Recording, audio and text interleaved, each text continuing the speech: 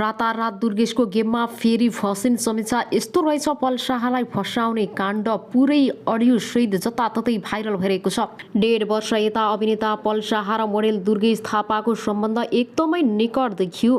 पलले दुर्गेशकै आलु जस्तो गायक बीचमा 5 बहिष्कार लगायतका गीतको भिडियोमा अभिनय गरेका थिए। हे माया, भिटामिन यु, तालमा पित्तल यी दुईको सहकारी रहेका एकपछि अर्को म्युजिक भिडियो समेत सार्वजनिक भए। कतिपय ठाउँमा राहत सामग्री समेत लिएर यी दुई सँगै पुगेका थिए। कार्यक्रममा समेत सँगै पुग्ने गरेका यी दुईले अन्तर्वार्तामा एकअर्काको खुलेर प्रशंसा गर्दथे। सांगीतिक बजारमा यी दुईको मित्रताको निकै चर्चा हुने गरेको थियो। तर पछिल्लो समय पल र दुर्गेशको सहकारी भएका म्युजिक भिडियोहरू दर्शकले हेर्न पाएका छैनन्। यता कार्यक्रमदेखि अन्तर्वार्तामा समेत यी दुई सँगै नदेखिएको धेरै भएको छ। यसै क्रममा पलले आफूलाई दुर्गेशकै षड्यन्त्रमा समीक्षाको कुरा बाहिर आएको बताएका छन्। उनले सामाजिक सञ्जालमा नामै तोकेर दुर्गेशको नाम लिएका हुन्। अभिनेता पल शाहले आफूमाथि लागेको आरोप प्रमाणित भए कानुन अनुसार सजाय भोग्न तयार रहेको बताएका छन्। बिहीबार बिहान सामाजिक सञ्जाल मार्फत आफूमाथि षड्यन्त्र भएको भन्दै दोषी ठहरिए कानुन अनुसार सजाय भोग्न तयार रहेको बताएका छन्। यद्यपि प्रहरीबाट उनी भागी रहेका छन् र प्रहरीले उनको खोजी गरिरहेको बताएको छ। उनले आफूमाथि नियोजित षड्यन्त्र भएको भन्दै दुर्गेश थापा, सरोज ओली, कृष्ण जोशी र सम्राट चौलागाई माथि षड्यन्त्र गरेको आरोप लगाएका हुन्। उनले लेखेका छन्, म आज केही आफ्नो मनमा लागेको कुरा भन्न जाँदैछु। सायद अहिलेसम्म मलाई हजुरहरू सबैले आफ्नो मनदेखि निकालिसक्नु भएको होला र गाली गलौज पनि गर्दै हुनुहुन्छ होला, तर म पनि तपाईहरू सामु म माथि गरेको षड्यन्त्रको बारेमा प्रस्ट्याउन चाहन्छु। केही दिन अगाडि प्रसारित अडियो क्लिपमा म माथि सुन्न नसकिने खालको कुराहरू गर्नु भएर जुन आरोप म माथि लगाएको छ ती सबै नियोजित र षड्यन्त्रपूर्वक ढङ्गले म माथि प्रहार गरिएको छ। शाहले आफूमाथि षड्यन्त्रको भएको प्रमाण स्वरूप केही अडियो प्रमाणहरू पनि सार्वजनिक गरेका छन्। सबै अडियो क्लिप सुनिसकेर के ठिक र के बेठिक भएको छ तपाईहरू भगवान रूपी दर्शक मिडिया कर्मी साथीहरूले औल्याइदिनुहोला। यदि म दोषी भए नेपालको कानुन बमोजिम सजाय भोग्न तयार छु, उनले सामाजिक सञ्जालमा लेखेका छन्। उनीहरू विरुद्ध बुधबार एक गायिकाले तनहुँ प्रहरीमा जबरजस्ती करणीको कसुरमा जाहेरी दिएकी छन्। अभिनेता पल शाहले आफूलाई विगत 2 वर्षदेखि पटक पटक जबरजस्ती करणी गरेको आरोप उनले लगाएकी छन्। शाहमाथि बालिकालाई प्रेम सम्बन्धमा पारेर जबरजस्ती करणी गरेको आरोप लगाएको छ। 17 वर्षीय ती गायिका 1 महिना अघि आफूमाथि पल शाहले यौन दुर्व्यवहार गरेको भन्दै जिल्ला प्रहरी कार्यालय कास्की पुगेकी थिइन्। तर कास्की प्रहरीले आफ्नो क्षेत्राधिकार नपरेको भन्दै तनहुँ प्रहरी कार्यालयमा जान सुझाव दिएपछि बिचैमा पल्ली गायिकालाई फकाई फुल्याई गर्ने मौका पाएको देखियो। यो बीच दुवै बसेर गरेको कुराकानीको अडियो विभिन्न सामाजिक सञ्जालमा आइसकेको छ। उक्त अडियोमा पल्ली आफू बीच शारीरिक सम्बन्ध भएको स्वीकारेका छन् र कानुन अनुसार 18 वर्षभन्दा मुनिका बालबालिकासँग सहमतिमै भए पनि राखिएको शारीरिक सम्बन्ध करणी हो। आज बिहान पल्ली आफ्नो फेसबुकमा स्टाटस लेख्दै भनेका छन्, नमस्कार, म पल शाह। म आज केही आफ्नो मनमा लागेको कुरा भन्न जाँदैछु। सायद अहिलेसम्म मलाई हजुरहरू सबैले आफ्नो मनदेखि निकालिसक्नु भएको होला र गाली गलौज पनि गर्दै हुनुहुन्छ होला, तर म तपाईहरू सामु म माथि गरेको षड्यन्त्रको बारेमा प्रस्ट्याउन चाहन्छु। केही दिन अगाडि प्रसारित अडियो क्लिपमा गायिका समीक्षा अधिकारीद्वारा म माथि सुन्न नसकिने खालको कुराहरू गर्नु भएर जुन आरोप म माथि लगाइएको छ ती सबै नियोजित र षड्यन्त्रपूर्वक ढङ्गले म माथि प्रहार गरिएको छ। उक्त अडियो क्लिपमा भनिए अनुसार पलले म सुतिरहेको अवस्थामा मलाई सिरा कोडायो अनि जबरजस्ती गर्न खोज्यो। हाम्रो सम्बन्ध 2 वर्ष अगाडिदेखि भएको अनि 1 वर्षपछि मात्र मेरो गर्लफ्रेन्ड छ भन्यो। घरबेटी र उसको म्यानेजरसँग मिलेर मलाई मार्न लगायो। लगातार विभिन्न सुन्नै नसकिने कुराहरू भनिएको छ। त्यो सबै गलत हो र त्यसको प्रमाण म दिन गइरहेको छु र सबै अडियो क्लिप सुनिसकेर के ठिक र के बेठिक भएको छ तपाईहरू भगवान रूपी दर्शक मिडिया कर्मी साथीहरूले औल्याइदिनु होला।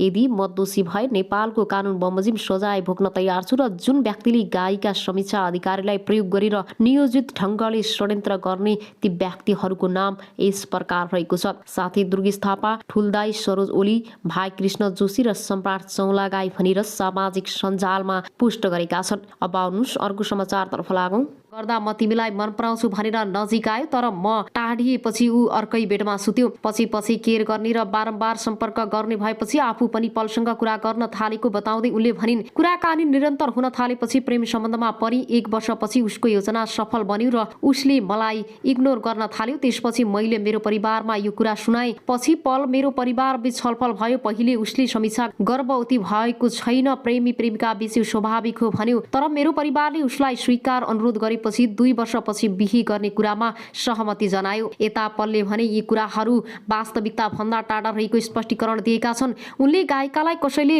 उस्काउन लगाएको आरोप पनि लगाएका छन्। साथै पलले आफूलाई प्लेबॉयको उपनाम दिएकोमा आफ्नो गम्भीर ध्यानाकर्षण भएको बताएका छन्। उनले सामाजिक सञ्जालमा लेखेका छन्, विगत केही समय यता मसँग एकजना गायिकाको नाम जोडेर केही अनलाइन र सञ्चारहरू माध्यममा रियल हिरो कि प्लेबॉय भन्ने जस्ता शीर्षक मेरो अन्य महिला साथीहरूको मन्जुरी र अनुमति बिना न्युजहरू समेत तस्बिर राखी बनाएको रिपोर्ट र अन्य विभिन्न भ्रामक शीर्षक राखी आपत्तिजनक शब्दहरू प्रयोग गरी तथ्यविहीन लाछाना लगाएर मेरो तथा निज गायिकाको समेत व्यावसायिक एवं व्यक्तिगत जीवनमा धक्का पुग्ने गरी प्रकाशित र प्रसारित भएको रिपोर्ट, अडियो तथा समाचारहरू प्रति मेरो गम्भीर ध्यानाकर्षण भएको छ। यस्तै उनले अनलाइन माध्यमहरूमा प्रकाशन समाचार र अडियो रेकर्डहरू हेर्दा र सुन्दा आफै आश्चर्यचकित भएको उल्लेख गरेका छन्। प्रसारित अडियो रेकर्डमा बज्ने आवाज मेरो आवाजसँग मिलेको जस्तो भए तापनि उक्त आवाज मेरो हो भन्नेमा पूर्ण शङ्का छ। उनले लेखेका छन्, प्रविधिको प्रयोग मार्फत जस्तो सुकै र जोसुकै आवाजलाई भिन्न भिन्न ढङ्गबाट प्रयोग गर्न सकिने कुरा सामान्य भइसकेको छ। यहाँ पनि फरक प्रसङ्ग तथा चलचित्रमा अभिनय गर्ने भन्ने क्रममा रेकर्ड गरिएका संवादहरूलाई हाम्रो वास्तविकता जीवनसँग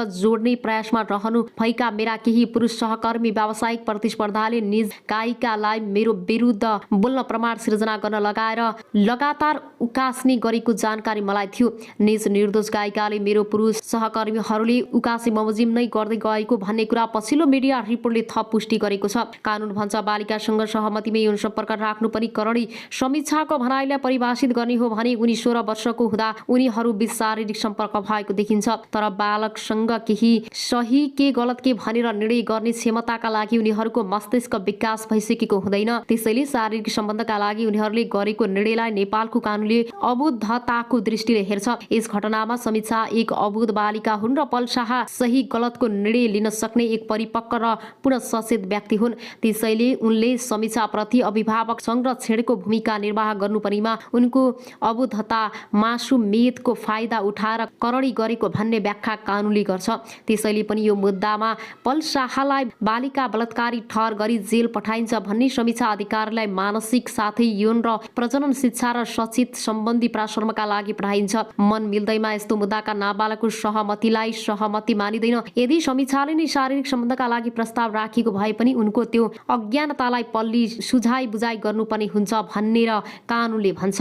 मुलुकी अपराध संहिता ऐन 2074 को परिच्छेद र 78 मा करणी सम्बन्धी सुरक्षाको बारेमा व्यवस्था गरिएको छ, जस अनुसन्धान अनुसार दफा 119 मा कसैले जबरजस्ती करणी गर्न हुँदैन भन्ने व्यवस्था गरेको छ। कसैले कुनै महिलालाई निजको मन्जुरी नलिई करणी गरेमा वा मन्जुरी लिएर भए पनि 18 वर्षभन्दा कम उमेरको कुनै बालिकालाई करणी गरेमा निजले त्यस्तो महिला वा बालबालिकालाई जबरजस्ती करणी गरेको मानिने कानुनले व्यवस्था गरेको छ। मनोज गोपाल ढकाल पनि आफूभन्दा कम उमेरका व्यक्तिसँग सहमतिमै यौन सम्पर्क राख्दा पनि बलात्कार ठहरिने बताउँछन्। केही समय अगाडि हामीले एउटा अध्ययन गरेका थियौँ जस क्रममा पछिल्लो समय हुने गरेका एउटा प्रतिनिधिमूलक घटना फेला पर्यो। बुटबलतिरको घटना हो। अन्दाजी 34 वर्षको एक पुरुषले विदेशबाट फेसबुक मार्फत 17 वर्ष युवतीसँग चिनजान गरी उनीहरूबीच नियमित कुराकानी हुन थाल्यो। उताबाट केटाले उपहार पठाए, त्यसपछि उनीहरूबीच अन्तरङ्ग कुराकानी हुन थाल्यो। ल्याइदियो र केटीलाई एउटा होटेलमा बसाल्यो, तर तल गएर केटोले रक्सी पिएर माथि गएर सहमतिमै उनीहरूबीच शारीरिक साटासाट भयो। तर ती युवतीको उमेर कम भएका कारण पछि यी युवक कारबाहीमा परेपछि,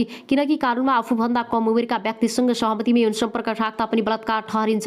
उनले भने कसैसँग मन्जुरी बिना करकाप, डर, धम्की वा बल प्रयोग गरेर जबरजस्ती गर्दा मात्र होइन, आफूभन्दा कम उमेरका मानिससँग सहमतिमै यौन क्रिया गर्नुलाई पनि बलात्कारका रूपमा कानुनले अर्थ लगाउने उनको भनाइ छ। अब आउनुहोस् अर्को समाचारतर्फ लागौँ। निक्सनको क्रमशः 1971 र 72 को भ्रमपछि चीन अमेरिका सम्बन्धमा सुधार भयो र चीनका लागि अमेरिका अब मित्र मुलुक बन्न पुग्यो भन्ने सोभियतसँग पनि अमेरिकासँग मिलेर चीन विरुद्ध सक्रिय हुन खोजेको छ। अन्यत्र हो र नेपालमै अमेरिकी गुप्तचर संस्था CIU का अधिकारी जोन केनेथ नस्ली आफ्नो पुस्तक अर्फान्स र अफ द कोल्ड वार शीत युद्धका टुहुरामा खम्पाहरूलाई आर्थिक सहयोगका लागि तत्कालीन सोभियत सङ्घ समेत इच्छुक रहेको खुलासा गरेका छन्। यसबाट देखिन्छ कम्युनिस्ट मुलुक भए पनि कसरी सोभियत सङ्घ र चीन दुवै अमेरिकासँग मिलेर एकअर्काको मेक मार्न समेत लागेका रहेछन्। शीत युद्धका बेला विश्व कम्युनिस्ट राजनीतिको जस्तै परिदृश्य अहिले नेपालको कम्युनिस्ट राजनीतिमा देखिन पुगेको छ। नेपालका प्रतिस्पर्धा दुई ठूला कम्युनिस्ट पार्टीहरू एमाले र माओवादी केन्द्र एकीकृत समाजवादी बरु MCC मार्फत नेपालमा अमेरिकी प्रभाव बढ्न दिन तयार छन्, तर अर्को प्रतिस्पर्धा कम्युनिस्ट पार्टीको प्रभाव बढ्न दिने पछिमा छैन। आन्तरिक राजनीतिमा एकअर्काको प्रभाव कमजोर पार्न यति बेला एमाले र माओवादी केन्द्र एकीकृत समाजवादी उच्च स्तरको दाउपेचमा व्यस्त छन्। एकले अर्कोलाई सिद्धाउने दाउपेचको आधारमा विवादस्पद अमेरिकी सहायता परियोजना MCC सम्झौता बनाएका छन् र विक्रमसम्म 2020 र 21 ताकादेखि नै कम्युनिस्ट इतर शक्तिले नेपालका कम्युनिस्टहरूमाथि बेजिङ पुकमा मास्कोमा पानी पर्यो भने नेपालका कम्युनिस्टहरूले छाता ओढ्छन् भन्दै व्यङ्ग्य गर्थे। चिनिया वा सोभियत सङ्घको कम्युनिस्ट पार्टीको नीतिसँग नेपाली कम्युनिस्टहरूको धारणा अक्सर मिल्ने हुँदा उनीहरूमाथि यस्तो व्यङ्ग्य हुने गरेको हो। पुँजीवादी धुरीको नेतृत्व गरिरहेको अमेरिकासँग कम्युनिस्ट धुरीको नेतृत्व गरिरहेका सोभियत सङ्घ र चीनको सम्बन्ध शत्रुतापूर्ण थियो र यही कारण चीन र सोभियत सङ्घको निकट नेपाली कम्युनिस्टहरू अमेरिकाप्रति आक्रामक थिए। सोभियत सङ्घ र चीनले झैँ उनीहरू पनि अमेरिकालाई साम्राज्यवादी मुलुकको आरोप लगाउँथे। तर स्टालिनको निधनपछि विश्व कम्युनिस्ट आन्दोलनको नेताको भन्ने विषयमा सोभियत सङ्घ र चीन बीच विवाद सिर्जना भएर सोभियत सङ्घ चीन बीचको विवादसँगै विश्व कम्युनिस्ट आन्दोलन पनि चिनिया र रुसी सोभियत सङ्घ खुरीमा विभाजित हुन पुग्यो। यो विभाजनसँगै विश्वका अधिकांश मुलुकहरूमा कम्युनिस्ट पार्टी र विभाजित भए आन्तरिक कारणले विभाजित भएका नेकपाका दुई विभाजित समूह चिनिया र रुसी खुरीमा लागे। डाक्टर केशवराज जङ्ग र रायमाझीले नेतृत्व गरेको समूह सोभियत सङ्घको नजिक हुन पुग्यो भने नेकपा संस्थापक र महासचिव पुष्पलाल श्रेष्ठ नेतृत्व गरेको समूहले चिनिया धुरीलाई समर्थन गर्यो। सोभियत धुरी निकटले अमेरिकालाई साम्राज्यवादी भन्ने नै भए चीन अमेरिका सम्बन्धमा सुधार भए पनि चिनिया धुरी निकट नेपाली कम्युनिस्टहरूले पनि अमेरिकालाई साम्राज्यवादी मुलुक भन्न छाडेन। बरु विश्व कम्युनिस्ट राजनीतिमा विभाजनपछि चीन समर्थकहरूले पनि अमेरिकालाई जस्तै सोभियत सङ्घको चरित्रलाई सामाजिक साम्राज्यवादी भन्न थाले। अर्थात् विश्व कम्युनिस्ट आन्दोलनमा आएको विवादको असर नेपाली कम्युनिस्ट आन्दोलनमा परे पनि अमेरिकालाई हेर्ने पनि नेपाली कम्युनिस्टहरूको दृष्टिकोणमा खासै परिवर्तन आएन। परिवर्तन आए त केवल सोभियत सङ्घलाई हेर्ने केही समूहको दृष्टिकोणमा मात्र आयो। नेपाली कम्युनिस्टहरू अहिले पनि पौने दर्जन भन्दा बढी चिरामा विभाजित छन्। एकले अर्कोलाई कम्युनिस्ट मान्दैनन्, तर जतिसुकै चिरामा विभाजित भए पनि सबै कम्युनिस्टहरू अमेरिकालाई हेर्ने दृष्टिकोणमा भने एकमत छन्। अर्थात् नेपालका सबै कम्युनिस्ट पार्टीले अमेरिकालाई साम्राज्यवादी मुलुक नै मान्छन्। यस सम्बन्धमा अभिव्यक्तिको तरिका भनी फरक छ। सत्तामा जाने सम्भावना नरहेका कम्युनिस्टहरू अमेरिकी साम्राज्यवाद भनेर सडकमै नारा खन्काउँछन्। सत्तामा पुगिसकेका र फेरि पनि सत्तामा पुग्ने सम्भावना रहेकाहरूले भने अमेरिकालाई साम्राज्यवाद भन्ने नीतिलाई दस्तावेजमा सीमित गरेका छन्। अमेरिकी नीतिहरूलाई हेर्ने सवालमा एमालेदेखि माओवादी केन्द्र एकीकृत समाजवादी एकमत छन् र अमेरिका प्रति एकै नजर भए पनि माओवादी केन्द्र र एकीकृत समाजवादीका लागि अमेरिका भन्दा ठूलो शत्रु एमाले बनेको छ भन्ने एमालेका लागि माओवादी केन्द्र र एकीकृत समाजवादी। त्यसैले शीत युद्धको मध्यकालमा सोभियत सङ्घले चीन विरुद्ध र चीनको सोभियत सङ्घ विरुद्ध अमेरिकालाई प्रयोग गर्न खोजे जस्तै एमाले र माओवादी केन्द्र एकीकृत समाजवादीले पनि अर्को पछिमा समाप्त पार्न अप्रत्यक्ष रूपमा अमेरिकालाई प्रयोग गर्न खोजिरहेका छन्। त्यसैले शीत युद्धको मध्यकालमा सोभियत सङ्घले एकले अर्कोलाई समाप्त पार्ने औजार यति बेला विवादस्पद अमेरिकी विकास परियोजना MCC बन्न पुगेको छ। शीत युद्धको मध्यकालमा विश्व कम्युनिस्ट आन्दोलनको नेताको भन्ने विषयमा सोभियत सङ्घ र चीन बीच द्वन्द भए जस्तै नेपाली कम्युनिस्ट आन्दोलनको मूलधारको